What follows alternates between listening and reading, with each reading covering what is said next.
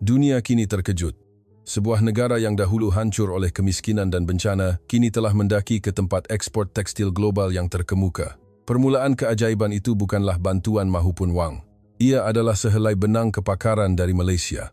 Apabila China, pengekspor nombor 1 dunia, menyekat laluan dengan menjadikan bahan mentah sebagai senjata, Malaysia tidak berputus asa. Sebaliknya, ia membuka laluan baharu. Negara yang miskin tegar itu kini menjadi negara yang menjahit pakaian dunia, dan mereka berbisik perlahan. Tanpa Malaysia, kami mungkin masih dalam kegelapan. Apakah kebenaran yang terselindung di sebalik jarum yang menjahit dunia itu? Assalamualaikum. Nama saya Ria Khan, dan saya bekerja di sebuah kilang jahit kecil di Dhaka, Bangladesh. Ketika saya mula-mula memegang jarum, hujung jari saya berdarah. Sisa kain yang dikutip dari tempat sampah itu kasar, dan jarum yang berkarat itu tumpul seperti impian saya.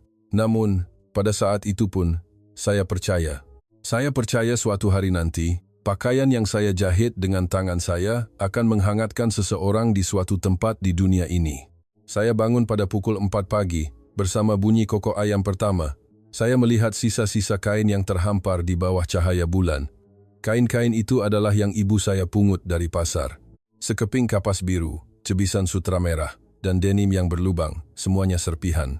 Saya meludah pada hujung jari dan cuba memasukkan benang ke lubang jarum. Saya berjaya pada percubaan yang ketiga. Apabila saya membuat jahitan pertama dengan tangan yang gemetar, kedengaran bunyi kain terkoyak, jantung saya berdebar-debar. Rasa takut untuk gagal memenuhi kerongkong saya. Di kawasan kampung kami, bekalan elektrik hanya ada selama 3 jam sehari. Dalam masa yang berharga itu, ibu saya menjahit pakaian jiran dan memperoleh 50 taka sehari. Itu kira-kira 3 sering kosering persanan. Saya pula, di sisinya, menyambung sisa-sisa kain dan memupuk impian. Saya berazam, suatu hari nanti, saya akan menjahit pakaian sebenar dengan mesin jahit sebenar di kilang yang sebenar. Namun, suatu hari, kabar angin mula tersebar di kampung. Kabarnya orang dari Malaysia akan mendirikan kilang. Pada mulanya, saya tidak percaya. Siapa yang mahu melabur di kawasan miskin seperti kami? Tetapi, 3 hari kemudian, mereka muncul. Seorang lelaki pertengahan umur berkot hitam berdiri di hadapan balai raya. Dia memperkenalkan dirinya sebagai Datuk Azman bin Ahmad. Dalam tatapan matanya, bukan ada rasa simpati, tetapi sesuatu yang lain. Seolah-olah dia melihat dirinya di masa lalu. Datuk Azman berkata, "Tempat ini seperti kami dahulu. Miskin, tetapi mata mereka bernyawa." Mendengar kata-kata itu, hati saya menjadi panas. Harapan timbul hanya dengan mengetahui bahawa seseorang melihat potensi kami. Orang kampung mula berkumpul satu demi satu. Ibu saya juga meletakkan kerja jahitannya dan keluar. Datuk Azman menjelaskan melalui juru bahasa. Beliau akan mendirikan kilang jahit, memberikan pekerjaan kepada kami, dan mengajar kami kemahiran. Saya melangkah ke hadapan. Dengan suara yang gemetar, saya berkata, "Kami miskin, tetapi tangan kami pantas. Kami amat bersemangat untuk belajar." Senyuman terukir di sudut mata Datuk Azman pada saat itu. Sebulan kemudian, bangunan putih mula didirikan di pinggir kampung. Bunyi pembinaan berterusan dari subuh hingga ke senja. Setiap hari saya melalui tempat itu dan membayangkan diri saya bekerja di dalamnya, membayangkan hari pertama saya menerima gaji. Pada papan tanda kilang tertulis dalam bahasa Melayu dan Bengali, "Kekal Niaga Cawangan Dhaka." Saya suka perkataan kekal. Ia memberikan rasa harapan bahawa ia akan berterusan selama-lamanya. Pada hari bangunan itu siap, saya membakar semua sisa kain yang saya kumpul dari tempat sampah. Saya melihat asap naik ke langit dan berfikir, ini benar-benar permulaan yang baharu. Akhirnya, pintu terbuka untuk Ria Khan, gadis miskin ini. Malam itu, buat pertama kalinya, saya tidur tanpa bermimpi. Saya tahu realiti yang lebih baik daripada mimpi menanti saya keesokan pagi. Peluang yang diberikan oleh Malaysia, oleh Datuk Azman bin Ahmad. Saya menyentuh bekas luka jarum di hujung jari saya dan berazam. Saya tidak akan membiarkan luka-luka ini sia-sia. Saya mesti berjaya dan menjadi harapan untuk kampung kami. Pada hari kilang itu dibuka, saya tiba pada pukul 5 pagi. Apabila saya melihat 50 mesin jahit putih tersusun dalam barisan, dada saya terasa seperti mahu pecah.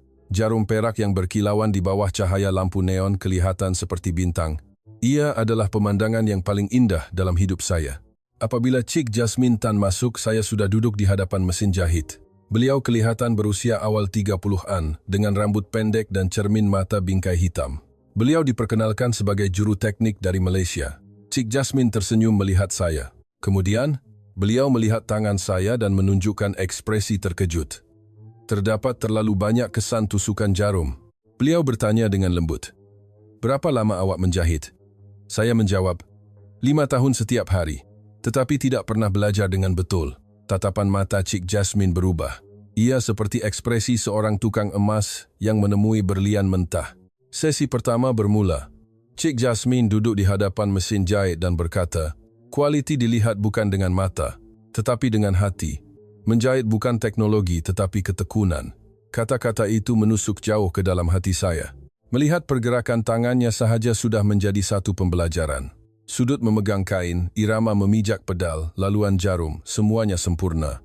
Ia jauh lebih tepat dan pantas daripada ibu saya yang telah menjahit selama 20 tahun. Cik Jasmine mula mengajar saya secara pribadi. Mula-mula, beliau membetulkan postur saya. Beliau menyuruh saya meluruskan belakang dan mengendurkan bahu. Apabila memegang kain, gunakan ibu jari dan jari telunjuk dengan ringan dan rasa aliran kain dengan jari yang lain. Pada percubaan pertama, jahitan saya tidak sekata.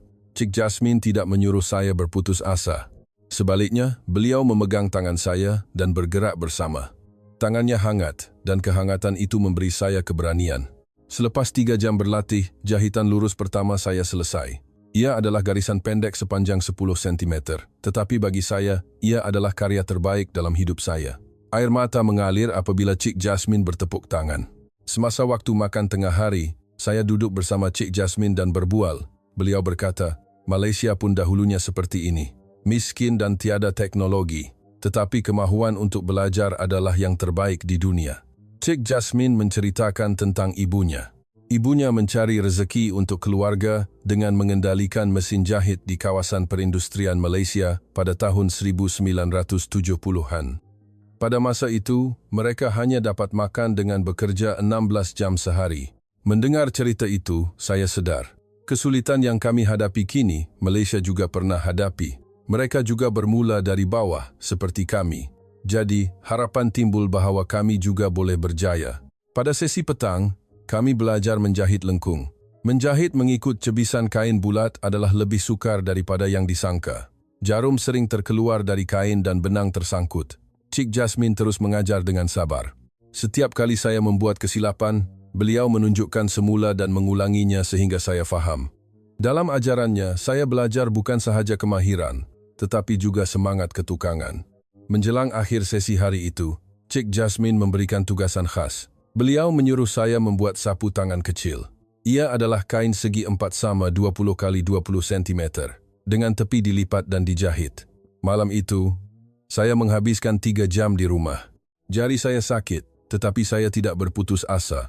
Akhirnya, karya pertama saya selesai di bawah pengawasan ibu saya yang bimbang. Keesokan paginya, dengan hati yang berdebar-debar, saya menunjukkan sapu tangan itu kepada Cik Jasmine. Beliau memeriksanya dengan teliti untuk seketika, kemudian mengangguk, dan berkata, "Ini baru permulaan, tetapi permulaan yang baik." Cik Jasmine memasang label kecil di salah satu sudut sapu tangan. Ia adalah label putih bertulis, "Dibuat di Bangladesh." Apabila saya melihat tulisan itu, air mata saya mengalir. Ini bukan sekadar sapu tangan.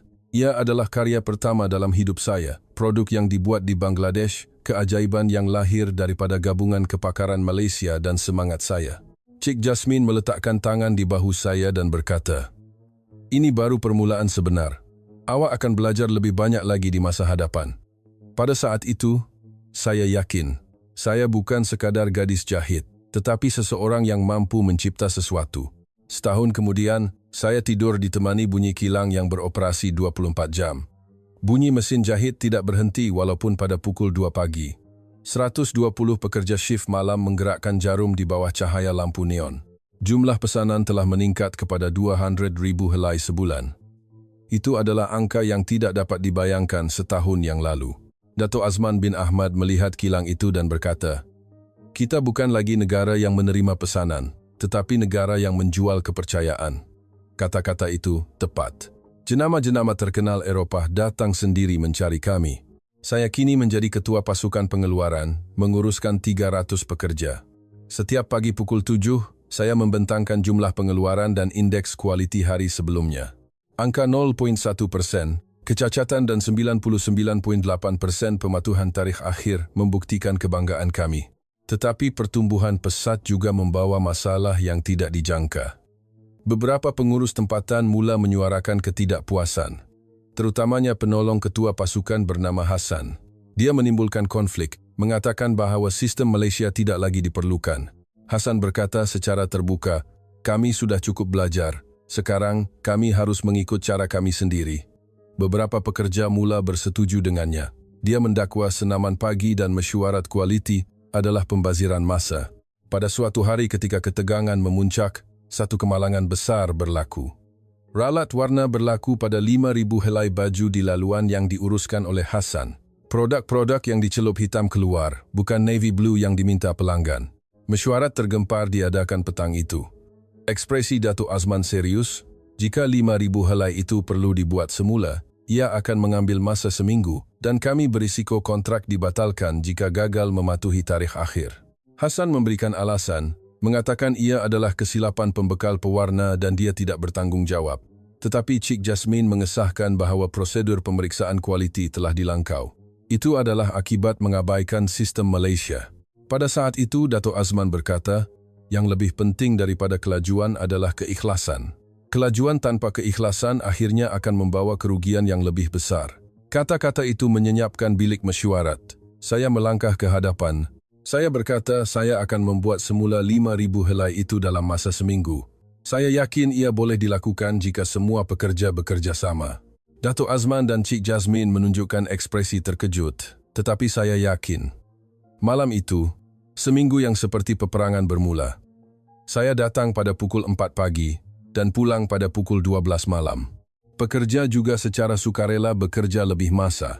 Kami perlu mencari cara untuk meningkatkan kelajuan tanpa mengorbankan kualiti. Cik Jasmine membentuk pasukan latihan khas. 20 juru teknik mahir dipilih dan menjalani latihan intensif. Mereka dilatih semula secara menyeluruh mengenai intipati pengurusan kualiti ala Malaysia. Pada hari ketiga, keajaiban berlaku. Seluruh barisan pengeluaran mula bergerak seperti satu organisma. Semua orang melakukan yang terbaik di tempat masing-masing dan saling membantu.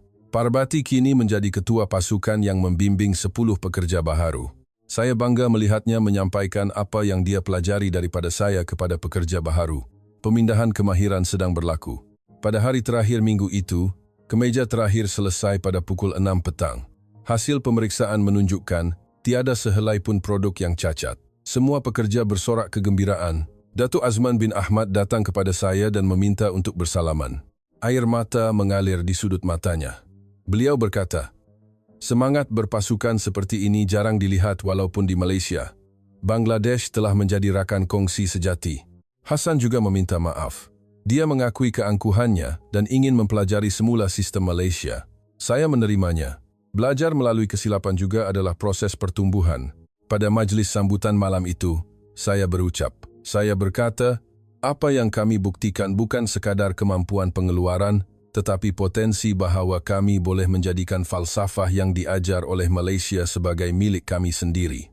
Pemandangan malam Dhaka di luar tingkap kilang kelihatan berbeza. Lebih banyak kilang menyalakan lampu, dan lebih ramai orang bergegas mengejar impian mereka. Malam itu, saya menulis dalam diari saya. Yang tidak goyah di tengah badai pertumbuhan adalah keikhlasan. Terima kasih kepada Malaysia yang mengajarkan keikhlasan itu. Sebelum kejayaan itu sempat surut, bayangan mula melanda. Sebulan selepas berjaya menyelesaikan pesanan segera 5,000 helai, seorang lelaki Cina bernama Wo Zhenhua melawat kilang kami. Berusia awal 50-an, dia memakai sut mahal dan memberikan senyuman dingin. Kad namanya tertulis sebagai Ketua Asia Tekstil Timur. Saya menghadiri mesyuaratnya dengan Datuk Azman sebagai juru bahasa. Wo Zhenhua berkata, Cina membekalkan 70% pasaran bahan mentah tekstil Bangladesh, dan dia ingin menawarkan syarat yang lebih baik. Pada mulanya, ia adalah tawaran yang manis. Diskaun 20% untuk harga bahan mentah dan penghantaran yang pantas. Sebagai balasan, beliau menuntut kontrak eksklusif. Syaratnya adalah untuk tidak berurusan dengan pembekal lain. Datuk Azman menolak dengan tegas. Beliau berkata, Kami perlu berurusan dengan pelbagai pembekal untuk kestabilan. Eksklusif adalah berbahaya. Pada saat itu, ekspresi Wozhenhua berubah dingin. Sebulan kemudian, mimpi ngeri bermula. Satu demi satu, pembekal bahan mentah Cina memberitahu kami bahawa mereka menghentikan urusan dengan kami. Alasan di permukaan berbeza-beza. Perubahan standar kualiti, kekurangan bekalan, masalah pengangkutan, dan lain-lain. Tetapi kami tahu semuanya adalah arahan daripada Wozhenhua. Dalam masa 2 minggu, bekalan bahan mentah berkurangan 80%. Pembekal yang tinggal menaikkan harga 3 kali ganda. Kain kapas yang berharga 2 per meter kini menjadi 6. Kos pengeluaran tidak lagi masuk akal. Setiap pagi saya terpaksa menjelaskan keadaan kepada pekerja. 300 pekerja memandang saya dengan mata yang resah. Parbati, yang baru menjadi ketua keluarga, menitiskan air mata. Pemberitahuan pemecatan pertama diterima pada petang Khamis. Keputusan dari ibu pejabat adalah untuk memberhentikan 10 pekerja pasukan pengeluaran terlebih dahulu. Hati saya hancur ketika saya menyerahkan surat pemecatan itu dengan tangan saya sendiri. Fatimah, seorang ibu muda, menangis dan berkata, "Bagaimana dengan yuran sekolah anak saya? Pekerjaan ini adalah satu-satunya harapan kami." Saya tidak dapat berkata apa-apa. Malah perkataan maaf terasa hina. Malam itu, Wozhenhua datang lagi. Kali ini dia mempunyai ekspresi santai seorang pemenang. Dia berkata, "Tanpa Malaysia, kamu tidak boleh berbuat apa-apa. Kamu memandang rendah kuasa Cina." Dato' Azman berang, tetapi berdiam diri. Wozhenhua menyambung, "Jika kamu menandatangani kontrak eksklusif, saya akan mengembalikan semuanya seperti sedia kala. Tetapi ada syarat. Syaratnya adalah untuk menarik balik semua juru teknik Malaysia dan mengguna pakai kaedah Cina." Pada saat itu, saya sedar. Ini bukan sekadar persaingan perniagaan, tetapi perang falsafah. Ia adalah percubaan untuk mencabut teknologi dan semangat yang ditanam oleh Malaysia dari akarnya. Seminggu kemudian, operasi kilang terhenti sepenuhnya. Stok bahan mentah telah habis. 300 mesin jahit yang berhenti beroperasi kelihatan seperti kubur. Dalam keheningan itu, saya tenggelam dalam perasaan tidak berdaya. Petang itu, saya pergi ke pejabat Dato' Azman. Sebuah buku nota lama terbentang di mejanya. Saya melihat nota yang ditulis penuh dalam bahasa Melayu. Cik Jasmine menterjemahkannya. Buku nota itu mengandungi kisah Malaysia pada tahun-tahun awal kemerdekaan. Apabila ekonomi hampir runtuh akibat krisis kewangan, apabila bantuan teknologi dari negara lain dihentikan, setiap kali itu, Malaysia mengubah krisis menjadi peluang. Satu ayat terutamanya menusuk hati saya. Malaysia adalah negara yang mengubah krisis menjadi laluan. Membaca ayat itu, saya berfikir, kami juga boleh melakukannya. Seperti Malaysia, kami juga boleh mencari laluan. Dato' Azman meletakkan tangan di bahu saya dan berkata, "Ini bukan pengakhiran tetapi permulaan baharu. Ujian sebenar bermula sekarang." Saya dapat membaca keazaman untuk tidak berputus asa di matanya. Malam itu, saya berjalan sendirian di kilang yang kosong. Saya melalui mesin jahit yang terhenti dan berazam. Jika benar, seperti yang dikatakan Wozhenhua, bahawa kami tidak boleh berbuat apa-apa tanpa Malaysia, saya akan mengubahnya. Saya teringat pelajaran pertama yang diajar oleh Cik Jasmine. Kualiti dilihat bukan dengan mata, tetapi dengan hati. Sekarang adalah masa untuk melihat krisis dengan hati. Sebagai peluang, bukan keputusasaan. Waktu paling gelap tiba pada pukul 3 pagi. 2 minggu selepas kilang berhenti, Hasan menyampaikan berita mengejutkan kepada saya. 5 pembekal tempatan yang bekerja dengan kami akan beralih ke pihak Cina. Wozhenhua menawarkan syarat yang lebih baik. Antaranya ialah Daula Packaging, yang telah bersama kami selama 3 tahun. Encik Karim, pemiliknya, adalah seseorang yang menyayangi saya sejak saya menjadi pekerja baharu. Saya tidak percaya bahawa dia juga membelakangi kami. Keesokan paginya, saya pergi berjumpa Encik Karim sendiri. Dia kelihatan menyesal, tetapi keputusannya kelihatan muktamad. Dia berkata tawaran syarikat Cina terlalu baik, dan dia terpaksa melakukannya demi keluarganya. Saya bertanya, adakah kepercayaan yang kita bina selama ini tiada nilainya? Adakah wang menentukan segala-galanya? Encik Karim menundukkan kepala dan menjawab, kelangsungan hidup adalah keutamaan. Pada saat itu, saya sedar, bukan sahaja pembekal bahan mentah yang hilang, tetapi kepercayaan, perpaduan, dan perkongsian yang telah berkembang bersama, semuanya runtuh. Kejutan yang lebih besar datang dari sekolah kemahiran wanita yang saya kendalikan. Tuan tanah menamatkan kontrak kerana kami tidak dapat membayar sewa bulanan. Tempat di mana 10 wanita muda belajar berisiko untuk hilang. Saya tidak dapat melupakan ekspresi pelajar wanita yang datang ke sekolah. Nasihat, salah seorang pelajar, menangis dan berkata, "Ini adalah satu-satunya harapan saya." Di tempat lain, saya tidak diberi peluang hanya kerana saya seorang wanita. Malam itu, saya pergi berjumpa Cik Jasmine. Beliau sedang mengemas barang. Perintah penarikan balik telah dikeluarkan dari ibu pejabat di Malaysia. Keadaan sudah tidak boleh dipertahankan lagi. Cik Jasmine memberikan saya hadiah terakhir, sebuah buku nota lama. Di dalamnya, tertulis semua pengalaman yang beliau lalui di Bangladesh. Daripada pengetahuan teknikal hinggalah falsafah, ia adalah rekod yang berharga. Sambil membelek buku nota itu, saya teringat kata-kata Cik Jasmine, teknologi bukanlah mesin, tetapi falsafah. Falsafah tidak akan dapat dirampas. Pada saat itu, hati saya menjadi panas. Pada hari Cik Jasmine berangkat, saya menghantarnya ke lapangan terbang. Sebelum berpisah, beliau berkata, "Ria, kini awak adalah guru. Teruskan apa yang awak pelajari dari Malaysia dengan cara Bangladesh." Malam itu, saya tinggal sendirian di kilang. Perasaan putus asa melanda apabila saya melihat 300 mesin jahit berdiri kaku. Kegembiraan ketika saya mula-mula masuk ke kilang ini 3 tahun lalu terasa jauh. Tetapi tiba-tiba, saya teringat. Perkara pertama yang Cik Jasmine ajarkan kepada saya, bukanlah cara menggunakan mesin jahit, tetapi sikap. Semangat untuk tidak berputus asa, sikap ketekunan. Itu adalah kemahiran sebenar, katanya. Saya duduk di hadapan sebuah mesin jahit. Saya mengoyakkan sekeping kain dari buku nota yang ditinggalkan oleh Cik Jasmine. Kemudian, saya memasukkan benang ke jarum dan membuat jahitan pertama. Walaupun dalam kegelapan tanpa elektrik, saya terus menjahit hanya dengan sentuhan hujung jari saya. Sambil menjahit, saya berfikir, setiap jahitan ini menjahit keputusasaan, menyambung semula harapan yang telah runtuh. Air mata mengalir di pipi saya, tetapi tangan saya tidak berhenti. Pada pukul 4 pagi, sehelai sapu tangan kecil siap. Saiznya sama seperti yang saya buat semasa mula-mula belajar dengan Cik Jasmine 3 tahun lalu. Tetapi maknanya berbeza. Ini adalah janji untuk memulakan semula. Saya menyulam. Dibuat di Bangladesh, disapu tangan itu dengan tangan. Tulisan itu senget-benget. Tetapi bagi saya, ia adalah ayat yang paling indah. Ini adalah tanda harapan yang dibuat dengan tangan saya di tanah ini. Pada saat itu, saya sedar. Wazan huwa silap. Kami boleh melakukannya tanpa Malaysia. Apa yang Malaysia berikan bukanlah kebergantungan, tetapi kuasa untuk berdikari.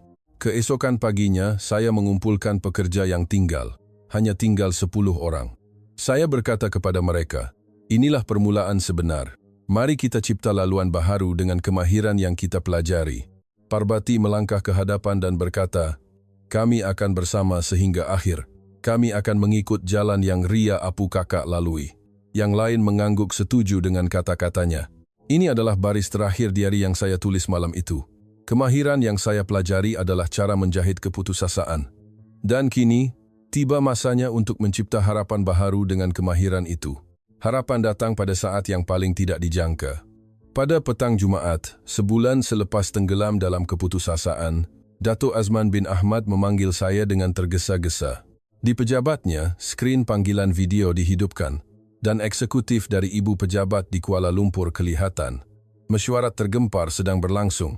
Pengarah ibu pejabat di skrin berkata, mereka telah meluluskan rancangan baharu untuk menangani strategi sekatan Cina. Nama kodnya adalah Operasi Pintasan Laluan Sutra. Namanya sendiri penuh harapan. Datuk Azman mula menjelaskan, jika Cina menyekat laluan, kita akan mencipta dunia, katanya. Ini adalah penyelesaian ala Malaysia. Suaranya penuh keyakinan. Rancangan itu menakjubkan. Mereka akan membina rantaian bekalan baharu dengan pembekal bahan mentah dari Vietnam, Indonesia dan Thailand. Lebih-lebih lagi, mereka akan mengimpor terus bahan mentah premium dari semenanjung Malaysia. Tetapi, pengumuman yang paling mengejutkan adalah yang lain. Bangladesh akan dijadikan hub Asia Selatan, bukan sekadar pangkalan pengeluaran. Ia akan menjadi pusat rangkaian besar yang menghubungkan India, Pakistan, dan Sri Lanka. Datuk Azman memandang saya dan berkata, Ria adalah orang utama dalam rancangan ini. Dia adalah orang yang paling tahu situasi tempatan. Jantung saya mula berdebar pada saat itu. 3 hari kemudian keajaiban pertama berlaku. 5 tan kain kapas berkualiti tinggi tiba dari Vietnam. Ia 30% lebih mahal daripada China, tetapi kualitinya lebih baik. Saya sendiri pergi ke pelabuhan Chittagong untuk menyambut kargo itu. Saya tidak dapat melupakan saat pintu kontena dibuka. Gulungan kain berwarna-warni yang berkilauan di bawah sinaran matahari kelihatan seperti pelangi. Dalam perjalanan pulang dari pelabuhan, Dato' Azman berkata, "Kini, kita tidak perlu bergantung kepada China. Sebaliknya, kita mempunyai rantaian bekalan yang lebih pelbagai dan stabil. Persiapan untuk pengaktifan semula kilang bermula. Kami memeriksa setiap mesin jahit yang telah berhabuk selama sebulan. 10 pekerja secara sukarela datang untuk membersihkan dan menyelenggara. Parbati merekrut 10 pekerja baharu. Semuanya adalah wanita yang belajar di sekolah kemahiran saya. Sekolah telah ditutup tetapi pembelajaran berterusan. Malam sebelum pengaktifan semula, saya membuat pemeriksaan terakhir sendirian. Saya menukar semua jarum mesin jahit dan menggantikan gelendong benang dengan yang baharu. Rasanya seperti saya sedang bersedia untuk kehidupan yang baharu. Keesokan paginya Isnin, pukul 7 pagi, saat yang dinanti-nantikan tiba. Saya meletakkan tangan saya pada suis utama kuasa. Dato' Azman dan semua pekerja yang tinggal memerhatikan. Perlahan-lahan, saya menaikkan suis. Wush! Bunyi mesin jahit pertama berputar kedengaran. Kemudian, yang kedua, yang ketiga, dan semua mesin jahit hidup semula. Bunyi itu sangat merdu. Pekerja bertepuk tangan dan bersorak. Ada yang menangis, saya juga tidak dapat menahan air mata. Ia adalah saat keheningan sebulan terpecah. Dan bunyi harapan bergema semula. Produk pengeluaran pertama saya jahit secara simbolik. Ia adalah blaus putih yang diperbuat daripada kapas premium Vietnam. Setiap kali jarum melalui kain, ia seolah-olah mengukir makna permulaan baharu. Pada waktu makan tengah hari, Wo Zhenhua muncul. Dia tidak dapat menyembunyikan ekspresi terkejut. Dia melihat sekeliling, tidak percaya bahawa kilang itu beroperasi semula. Dato' Azman berkata kepada Wo Zhenhua, "Kini, kami beroperasi dengan baik tanpa China. Sebaliknya, kami mempunyai lebih banyak pilihan." Wajah Wo Zhenhua berubah masam. Wo Zhenhua mengancam, "Saya akan meruntuhkan industri jahit Bangladesh dengan cara lain." Tetapi Dato' Azman menjawab sambil tersenyum, "Setiap kali itu berlaku, kami akan menjadi lebih kuat." Petang itu, kami mendapat panggilan bahawa kargo kedua telah tiba dari Indonesia. Kali ini, ia adalah kain campuran sutra dan polyester. Kepelbagaian rantaian bekalan menjadi realiti. Pada waktu malam, kami mengadakan mesyuarat dengan semua pekerja. Saya berdiri di hadapan dan berkata, "Ini bukan permulaan semula, tetapi bukti bahawa kita telah bertahan. Ini adalah saat kita mengubah krisis menjadi peluang." Parbati bangun dan berkata, "Kini, kita tidak lagi bergantung kepada sesiapa. Kita boleh mencipta laluan kita sendiri." Semua pekerja bertepuk tangan. Malam itu, saya menghantar mesej kepada Cik Jasmine. Kilang telah beroperasi semula. Falsafah yang Cik ajar telah menyelamatkan kami. Jawapan dari Malaysia pendek tetapi hangat. "Ria, kini kemerdekaan sebenar telah bermula. Tahniah." Membaca mesej itu, saya yakin kami kini benar-benar memasuki tahap yang baharu. Dunia mula memberi perhatian kepada kami sejak wartawan BBC datang. 3 bulan selepas kilang dibuka semula, seorang wartawan terkenal British, James Wilson, muncul di Dhaka. Beliau sedang membuat laporan mendalam mengenai strategi sekatan China dan operasi pintasan laluan sutra Malaysia. Saya menerima permintaan temu bualnya. Saya gemetar untuk berada di hadapan kamera buat kali pertama. Tetapi saya berani kerana ini adalah peluang untuk memberitahu kisah kami kepada dunia. Wartawan itu bertanya, "Bilakah saat yang paling sukar?" Saya menjawab, "Apabila saya menyerahkan surat pemecatan kepada pekerja." Tetapi saat itu menjadikan kami lebih kuat.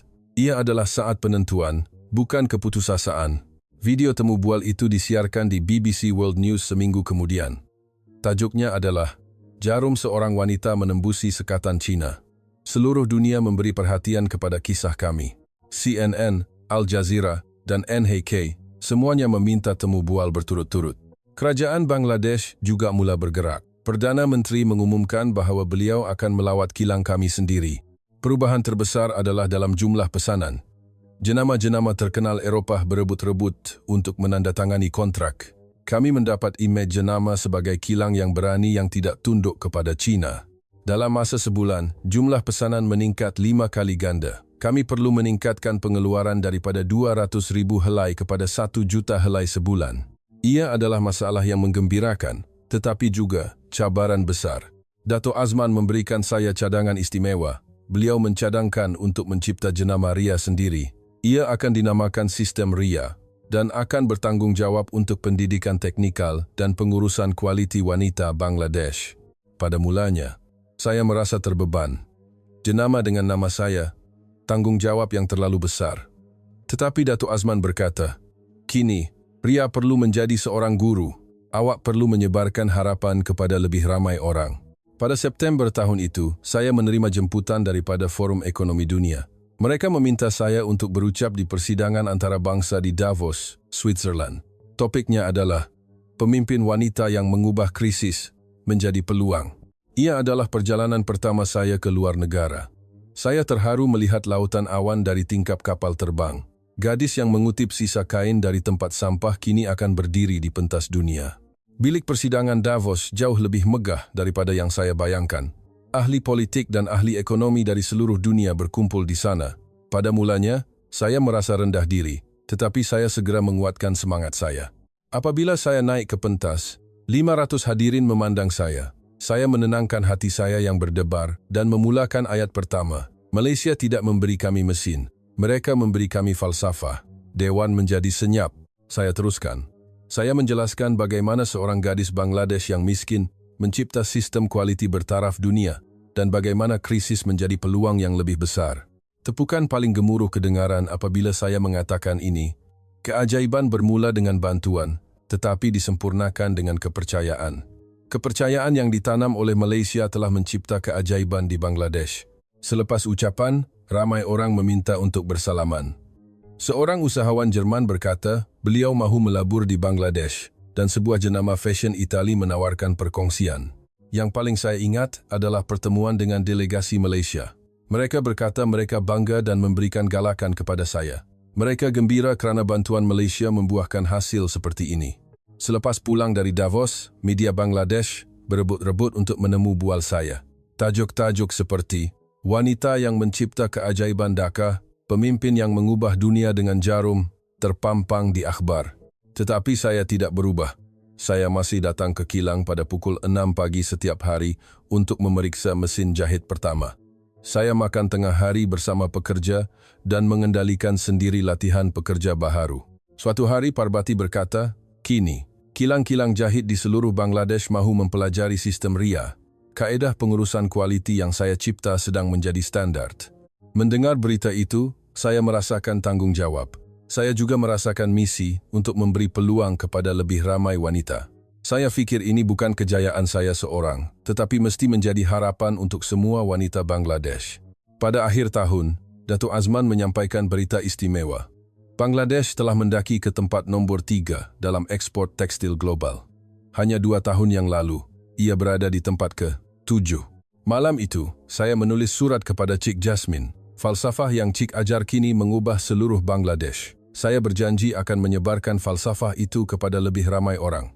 Apa yang Dato' Azman katakan kepada saya telah menjadi kenyataan. Awak kini lebih kuat daripada kami. Benar, saya, atau lebih tepat, kami, telah menjadi kuat. Saya tidak akan melupakan saat itu sepanjang hayat saya. Pukul 10 pagi, 15 Mac 2025. Ia adalah saat saya melihat statistik ekspor tekstil tahunan yang dikeluarkan oleh Pertubuhan Perdagangan Dunia. Saya terkesima melihat angka yang muncul di skrin komputer.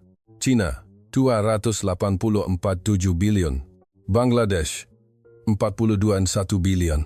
Bangladesh akhirnya mendaki ke tempat nombor 2 dunia. Sesuatu yang tidak dapat dibayangkan telah menjadi kenyataan. Apabila saya menjerit, semua pekerja di pejabat bergegas datang. Parbati yang melihat skrin adalah orang pertama yang menangis. Tidak lama kemudian, semua orang berpelukan dan bergembira. Saya segera menghubungi Dato' Azman. Dia sudah tahu berita itu. Suaranya bergetar. Beliau berkata, "Kita telah sampai ke tahap ini. Potensi yang kita percayai akhirnya menjadi realiti." 1 jam kemudian, bunga api sambutan mula meletus di kilang-kilang jahit di seluruh Dhaka. Berita itu dilaporkan secara meluas di radio dan TV. Ia adalah salah satu hari yang paling gembira dalam sejarah Bangladesh. Perdana Menteri mengeluarkan kenyataan tergempar. Beliau mengucapkan terima kasih atas kerja keras pekerja wanita Bangladesh dan kerjasama teknikal Malaysia. Dan beliau mengumumkan bahawa saya akan dianugerahkan Wiranegara. Tetapi saya tidak dapat meninggalkan kilang. Walaupun di tengah-tengah orang ramai yang bersorak, ada kerja yang perlu saya lakukan. Saya pergi ke mesin jahit lama yang ditinggalkan oleh Cik Jasmine. Mesin jahit itu kini telah menjadi simbol kilang. Ia disimpan dalam bekas kaca dan di sebelahnya terdapat plak kecil. Kepakaran Malaysia, Harapan Bangladesh. Saya berdiri di hadapannya sebentar dan bertafakur.